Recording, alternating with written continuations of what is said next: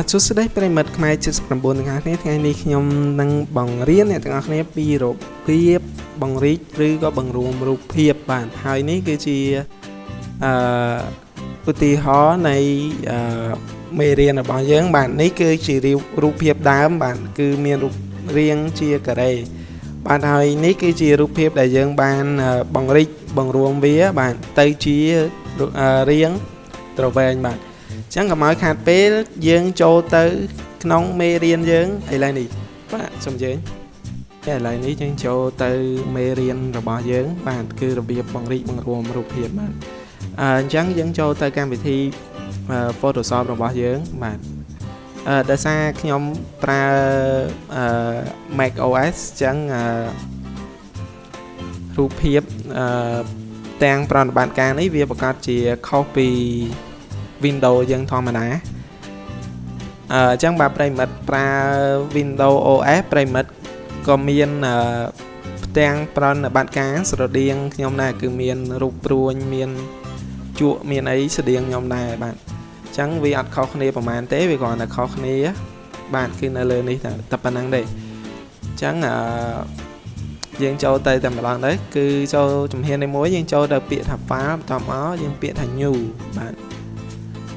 ចំពោះកន្លែងនេះដែរខ្ញុំចង់បញ្ជាក់តិចថាកន្លែងនេះគឺយើងអាចដាក់ឈ្មោះយើងឧទាហរណ៍ថា Photoshop បាទឧទាហរណ៍ថាឈ្មោះរបស់រូបភាពយើងគឺឈ្មោះ Photoshop ហើយកន្លែង preset នេះយើង select ថាពាក្យ custom បាទក្នុងហ្នឹងវាមានច្រើនសម្រាប់ដែលគាត់អ្នកដែលមានកម្រិតខ្ពស់បាទអ្នកចេះប្រើប្រាស់ Photoshop កម្រិតខ្ពស់គាត់អាច select យកផ្សេងតែក្នុងករណីនេះយើងទៅជាមួយ custom សិនបាទ custom នេះកន្លែងនេះគឺ size របស់រូបភាពយើងបាទអញ្ចឹងប្រិមិត្តកន្លែងនេះសូម select យកពាក្យថា pixel ដែលវាជួនកាលវាចេញជា default វាចេញជា inch បាទអញ្ចឹងប្រិមិត្តសូមដូរពី inch នេះមក pixel ស្មីបាទអញ្ចឹង pixel នេះគឺខ្ញុំដាក់ថា800បាទហើយ width នេះបានន័យថាទទឹងបានន័យថាបដ ாய் បាទហើយ height នេះបានន័យថាកម្ពស់វាបាទខ្ញុំដាក់ថា400ហើយកន្លែង resolution នេះប្រិមិត្តអាចដាក់តាមតម្រូវការប្រិមិត្តបានបាទវាអាចឡើងរហូតដល់1300ដែលវាជា quality នៃរូបភាពហ្នឹងបាទ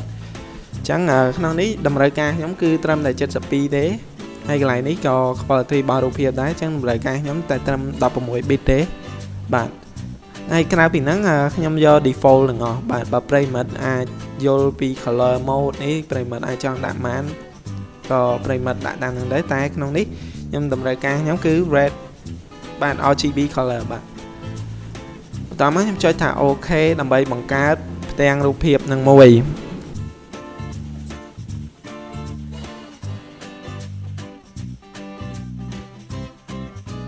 បាទបន្ទាប់មក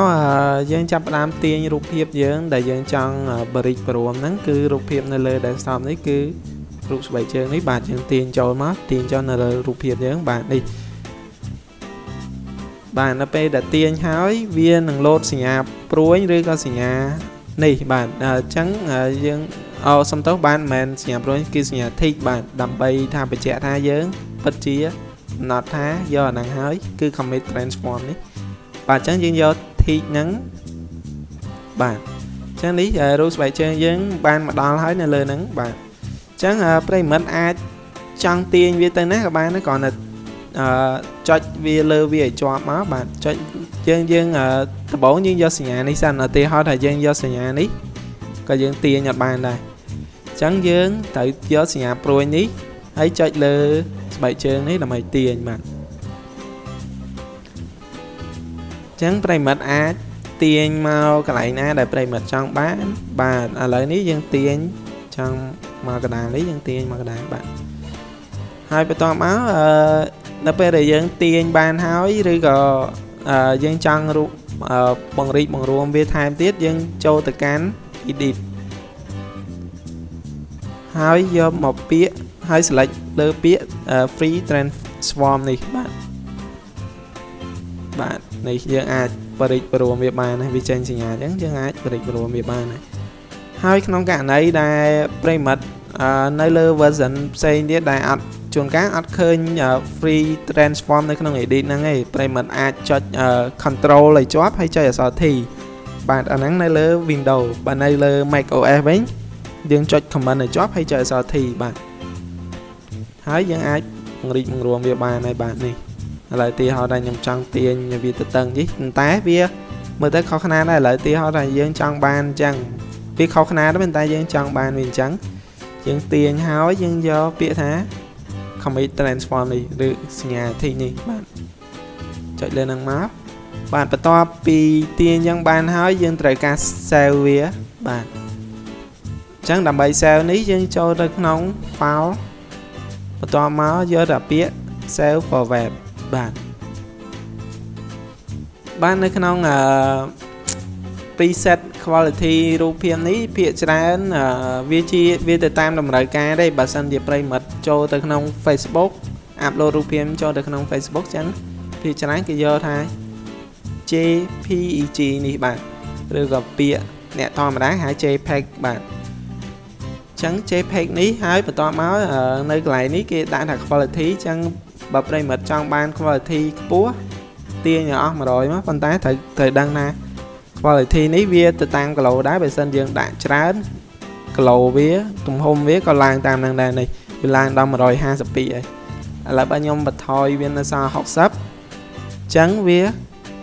គីឡូវាធ្លាក់តាមនឹងដែរបាទ